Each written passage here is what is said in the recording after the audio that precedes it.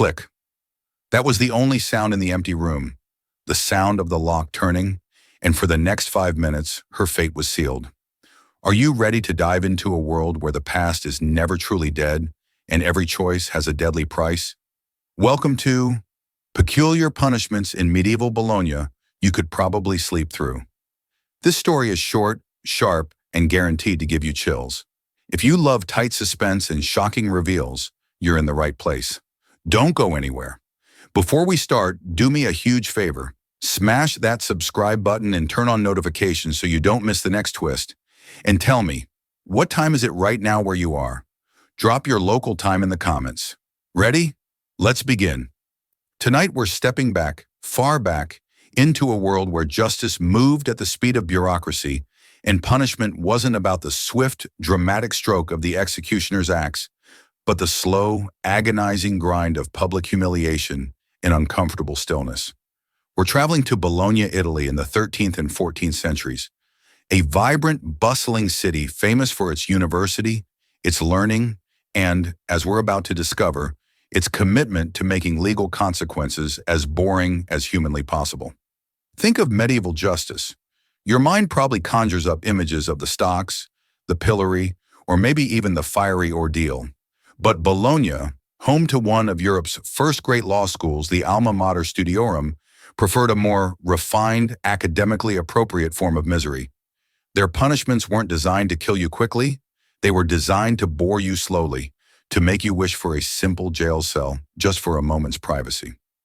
Our first glimpse into this strange legal landscape involves a crime that was, frankly, all too common in any medieval marketplace: minor fraud, specifically involving the sale of fish or meat. Imagine a vendor padding the weight of their salted cod with an extra heavy stone or mixing spoiled meat with fresh cuts. In many cities, this might result in a hefty fine or a few days in the stocks. But in Bologna, they developed a much more specialized, time-consuming, and utterly boring theatrical ritual known as the Gonna dell'Acqua, or the Pillory of Water. Picture the heart of the city, the Piazza Maggiore, the central square where all commerce, politics, and gossip happen. This piazza was, and still is, flanked by glorious palazzi and surrounded by the constant, dull murmur of 1,000 transactions. Now focus on one corner of that square, near a public fountain or cistern.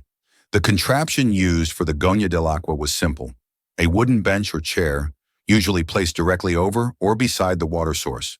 The convicted vendor was seated on this bench and tied securely to a frame or a post behind them. So far, so unexciting. The boredom begins with the exposure. The criminal was not allowed to cover their head or face. They were seated in the square for the entirety of the market day, often from sunrise until sunset, in the very place they had committed their crime. The punishment was not physical pain. It was the intense, continuous psychological strain of being recognized. Imagine sitting motionless, unable to speak or hide, while hundreds of people who bought your rotten fish walk by, pointing and jeering. The Gonna forced the perpetrator into a state of absolute, unblinking social paralysis. But the water element of the Gonna introduces a uniquely tedious form of physical torment. Attached to the structure was a slow drip mechanism, sometimes a small leaky trough or a simple basin, positioned directly over the offender's head. It was engineered not to soak the person, but to administer a single, relentless drop of cold water onto the crown of their head or the nape of their neck, roughly every 30 to 60 seconds. Think about that rhythm. Drip, wait, drip, wait. It is the opposite of the drama. It is a slow, maddening, predictable rhythm that the mind cannot ignore. It is too far apart to become a continuous sensation, but too close together to allow for genuine rest or distraction. The condemned person knew, with absolute certainty, exactly when the next cold, sharp shock was coming. This form of torture, if you can call it that, is one of anticipatory boredom. It trains the brain to fixate on the most minute, insignificant sensation, elevating a single drop of water into a monumental, unavoidable event. For the offender, the hours stretched into an eternity of cold, damp rigidity. They couldn't move. They couldn't stretch their aching back. They couldn't rub the spot on their head that was now numb, then burning, then numb again. All they could do was sit, listen to the low murmur of the market, and wait for that utterly predictable, soul-crushingly tedious drip. The punishment was perfectly suited to the medieval mind, a slow-motion public performance of shame, punctuated by the boring, maddening regularity of water. It was a punishment you might actually fall asleep during, only to be snapped awake, shivering and humiliated by the next icy drop. Now let's turn our attention to the punishment designed for a very specific type of fraud in this learned city, the failure to pay a debt. In a commerce-driven city like Bologna, financial reliability was paramount. The punishment for debtors was known as the pietra del vituperio, or the stone of shame. This was possibly the most uncomfortable and boring legal consequence in the entire city code. The pietra del vituperio was a large, smooth stone block, often cylindrical or sometimes shaped like a low column, typically located in a very public, high-traffic arcade, sometimes even within the Palazzo Comunale itself. The debtor was taken to this stone, usually at the height of the business day. The first step was the public reading of the charges, which was tedious in itself, involving long lists of owed figures and witnesses. The truly boring part came next. The debtor was stripped partially naked, usually down to their undergarments, and forced to sit forcefully down upon the cold, hard stone.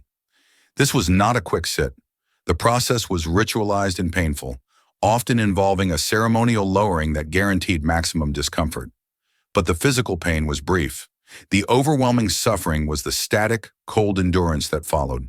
The debtor was required to remain on the stone for a specified period, sometimes for hours, sometimes for 3 consecutive days, in a state of exposed, chilled, and utterly static humiliation. This specific punishment targeted the very source of the crime, the ability to transact business and maintain one's honor. By stripping the debtor of their public dignity and forcing them into a state of uncomfortable, visible inaction, Bologna ensured that the entire city witnessed their financial failure. The stone itself was often deliberately cold and rough, adding a layer of subtle, localized discomfort that was just enough to prevent true relaxation, but not enough to evoke pity. It was a punishment of petrified discomfort, where the debt was literally transferred into a long, boring vigil on a public stone. The rhythm of the city, the chattering, the clopping of hooves, the endless bartering, would continue all around them, an inescapable soundtrack to their profound, silent shame. The genius of both the Gogna dell'Acqua and the Pietra del Vituperio lies in their predictability and their duration. They remove all stimulus and replace it with a relentless, low-grade discomfort. They demand of the mind not heroic resistance, but simply the ability to stay, to endure, to wait for the boring clock to finish ticking. It is the perfect recipe for a sleepy journey through history, where even the punishments are designed to make you drift off.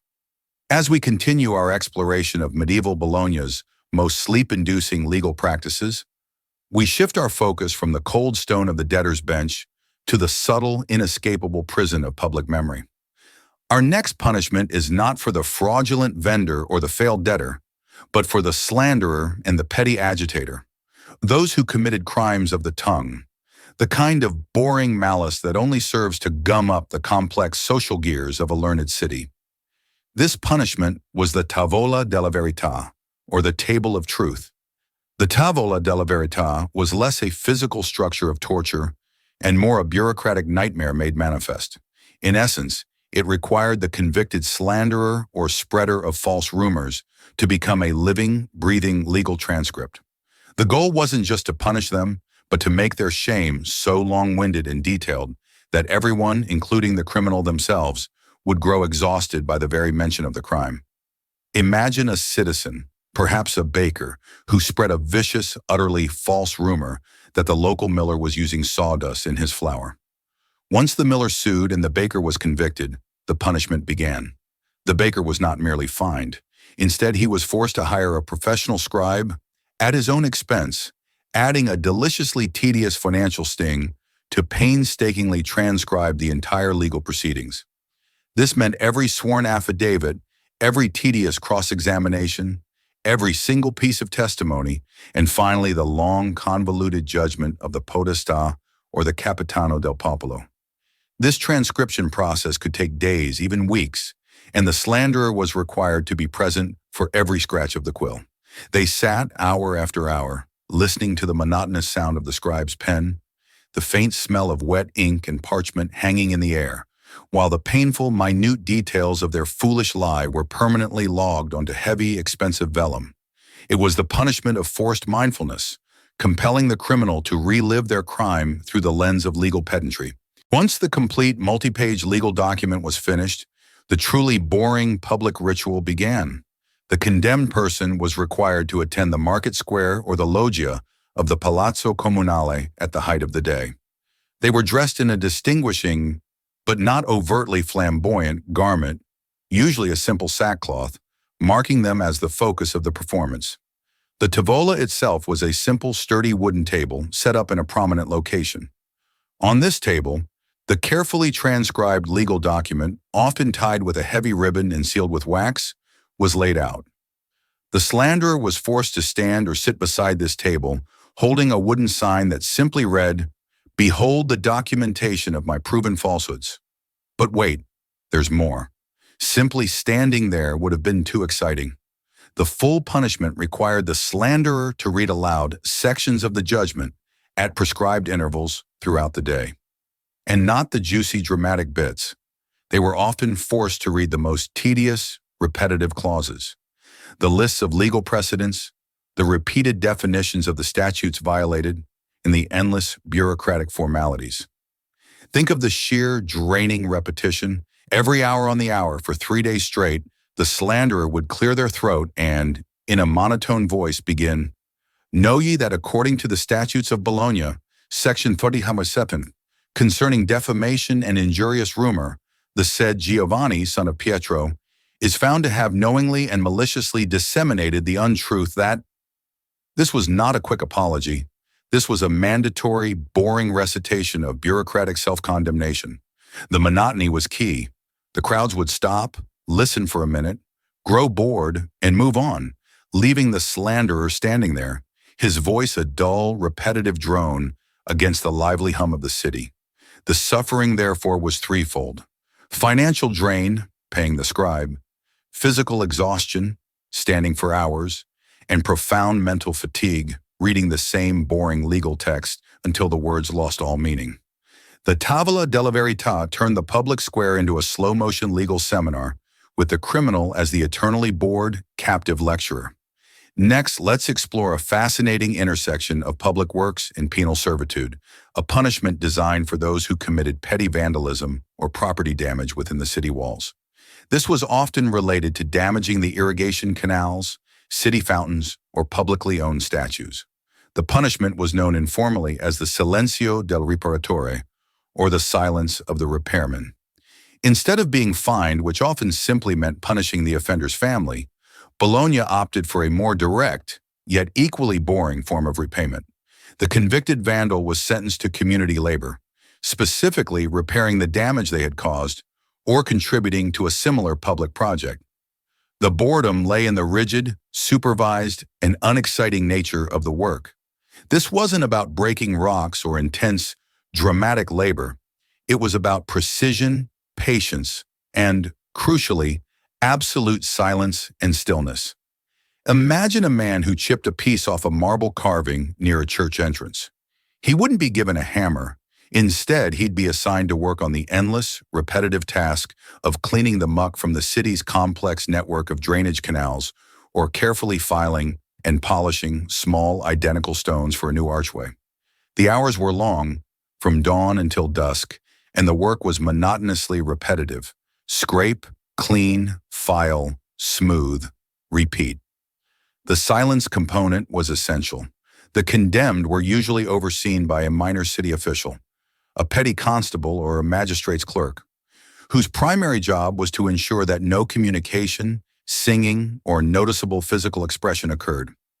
The criminal was required to work in complete, internalized silence, performing the same small, meticulous task for hours on end, often kneeling or squatting in an uncomfortable fixed position. This was a punishment of enforced mechanical labor. It robbed the criminal of the social interaction that made the work bearable for free laborers. There was no joking, no storytelling, no rhythmic chanting to pace the effort. Just the quiet sound of a small trowel scraping or sandpaper rubbing under the watchful, bored eye of the supervisor. The mind, stripped of external stimulation, was left to contemplate the agonizing slowness of the process, the tiny incremental progress of each scrape, each file, each polish. It was a punishment that turned restorative justice into a deep, meditative dive into the unbearable sameness of human effort, guaranteeing a perfectly dull, historically rich nap for our listeners. We continue our journey through the monotonous legal landscape of medieval Bologna, turning our attention now to crimes that violate the city's most sacred unwritten rule, the maintenance of public order, and specifically, public silence. In a city of scholars, late-night revelry or disruptive noise was not just rude, it was a punishable offense that hampered academic life. The penalty for being a noisy nuisance, especially after the Bell of Compline, was the Casa del Silencio, or the Crate of Silence. The Casa del Silencio was designed to be the physical embodiment of the quiet the offender had previously destroyed. Imagine a sturdy wooden box, large enough for a person to sit in, but too small to stand up straight or fully stretch out. It was essentially a public isolation booth, designed not for physical pain, but for intense, mind-numbing sensory deprivation and physical constraint. The location for the casa was typically an arcade or a quiet side street adjacent to the university or a municipal building, a place where a high volume of foot traffic might pass, but where the air was generally still and studious. The convicted noisemaker, perhaps a drunken student, a man who engaged in a loud midnight brawl, or a singer with an off-key late-night repertoire, was placed inside the crate.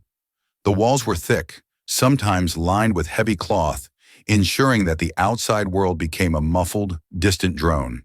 The punishment was one of pure, static confinement.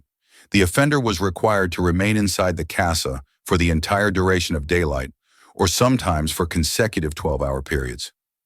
They could only sit hunched over, their limbs cramping from the lack of movement.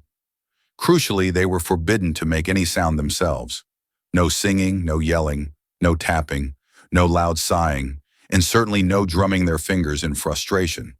The accompanying guard, bored as he likely was, had a standing order to instantly increase the sentence or introduce a secondary, sharper penalty, like a brief period in the sun, for any breach of the rule of silence. This was the ultimate punishment of boredom. The offender was deprived of the very thing they craved, stimulation and expression. They sat in a dim, confined space, listening to nothing but the muffled sound of their own heartbeat and the distant, indistinct clamor of the vibrant city they were excluded from. Their crime was noise, and their penance was the agonizing stillness of their own mind, left to chew on its own thoughts in uncomfortable isolation. It was an enforced, boring meditation, turning the once loud offender into a statue of silent regret. Next, we turn to the punishment for a specific brand of market crime that was a constant irritant in any medieval city: the illegal accumulation of scraps and refuse. This was not merely about littering, it was about hoarding valuable raw materials or illegally selling poor quality scrap metal, broken pottery, or spoiled leather goods as usable material.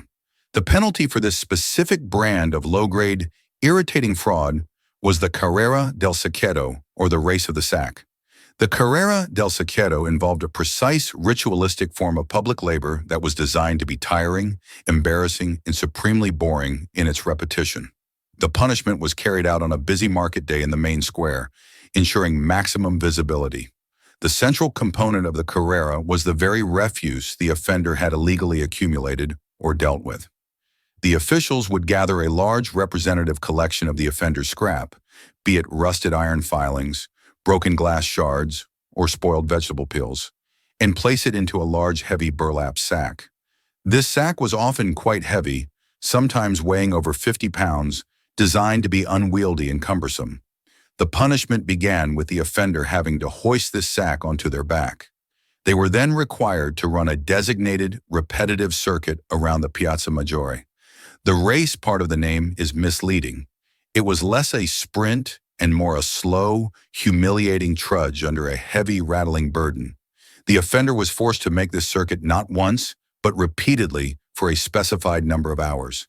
The boredom stemmed from the monotonous, heavy exertion. Imagine shuffling in a circle, carrying an awkward, smelling burden for 6 or 8 hours straight.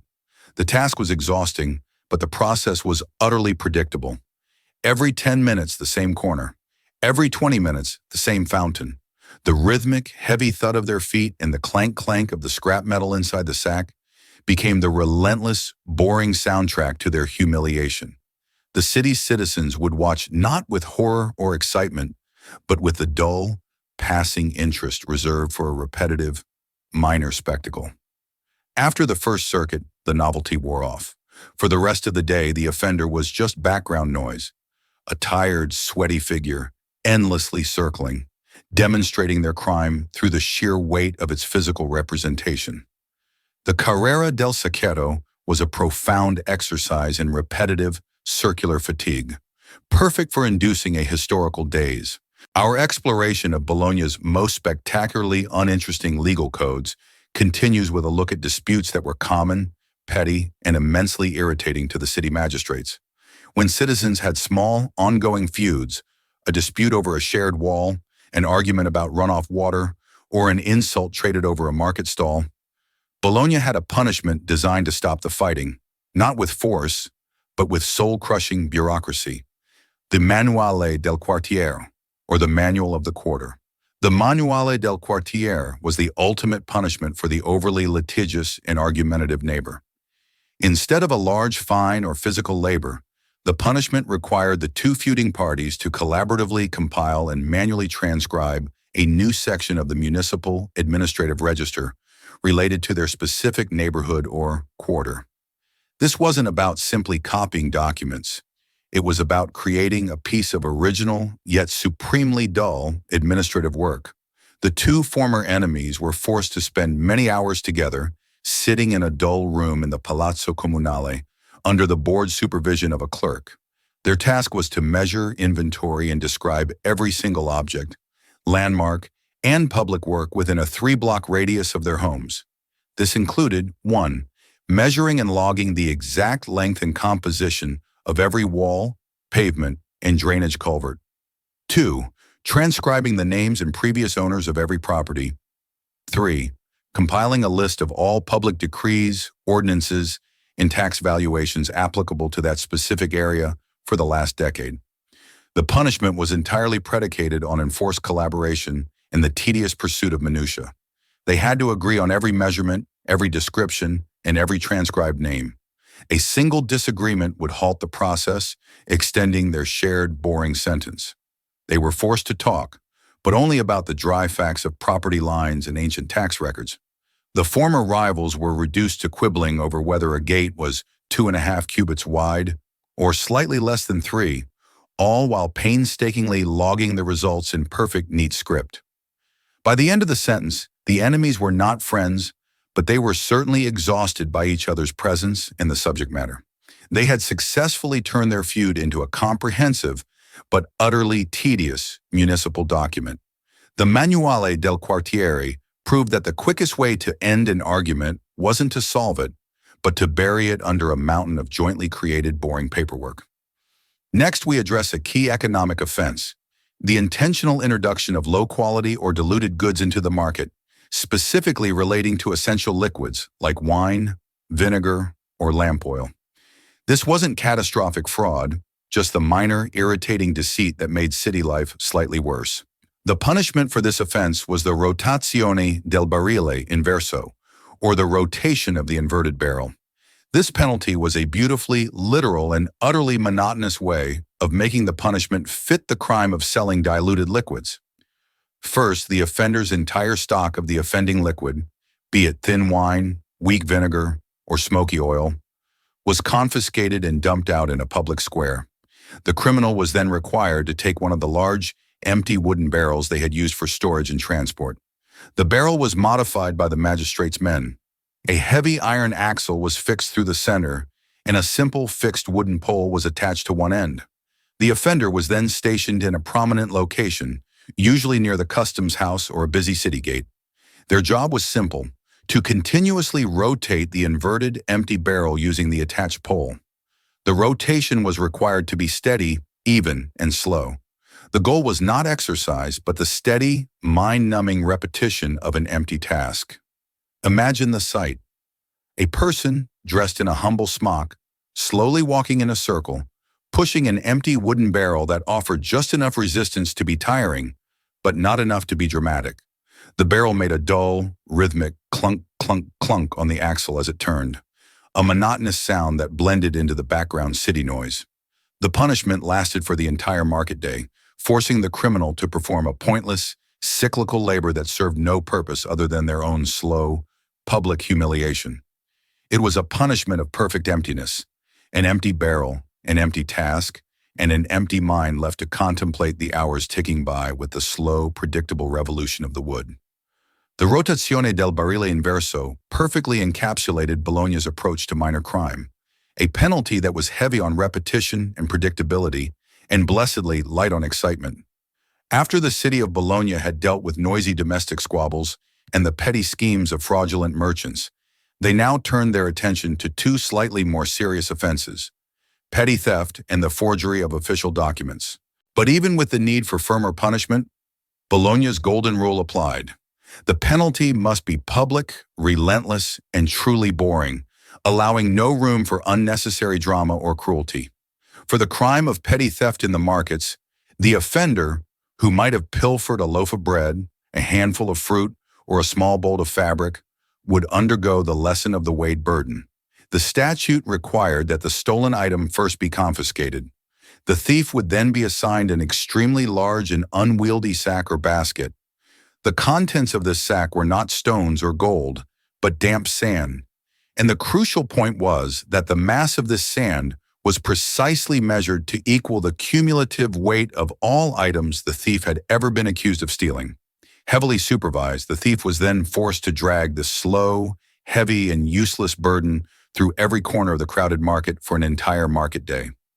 It was public exhaustion, a physical manifestation that their small greed was exchanged for undeniable physical strain, a monotonous toil that was tedious and purposeless to all who watched. A different, more administrative penalty was reserved for those who forged official documents or the city's seals. Rather than imprisonment or physical mutilation, the culprit was confined to the prosecutor's office, not for any productive work, but to perform the cycle of the dispersed seal. They were assigned the painstakingly tedious task of preparing wax seals for outgoing official documents. The process involved carefully melting the wax, pouring it onto a test document, and impressing the city's official seal upon it. Once the seal was set and perfect, the convicted forger was required to gently peel the wax away from the paper, as the document was not yet ready for final dispatch, and then had to grind the recovered, broken piece of wax into a fine powder. This powdered wax was then recycled and melted down to begin the cycle anew. The forger was forced to perform this hot, meticulous, and endless repetition right in view of city officials, serving in a dull devotion to the very bureaucratic process they had attempted to defraud. With these laws, Bologna proved that the most effective punishment was often not about drawing blood, but about persistence, public display, and utterly benefitless boredom. Having addressed violations against commerce and public honesty, Bologna next confronted crimes of a spiritual and environmental nature, wastefulness and the disrespect of the departed. As always, the penalty for these violations was designed to be publicly visible, deeply tedious, and perfectly matched to the nature of the transgression. For the crime of wastefulness, particularly concerning public food stores or resources like firewood and water, the punishment was known as the ordeal of the perpetual preservation. The offender was placed in the central market square with a tripod, a small fire pit, and a very large old cauldron. Their task was the ceaseless, slow processing of all public scraps deemed salvageable. For the food-wasting culprit, this meant they had to endlessly sort through vegetable peelings, trim bruised and damaged fruit, and slowly stir a perpetual broth. This broth was an eternal symbol of utility, maintained at a painstaking simmer, using only the tiniest gathered twigs, never proper firewood. The offender was always hot, always working with minuscule scraps, and publicly bound to the thankless, endless task of converting refuse into a meager, persistent heat and flavor.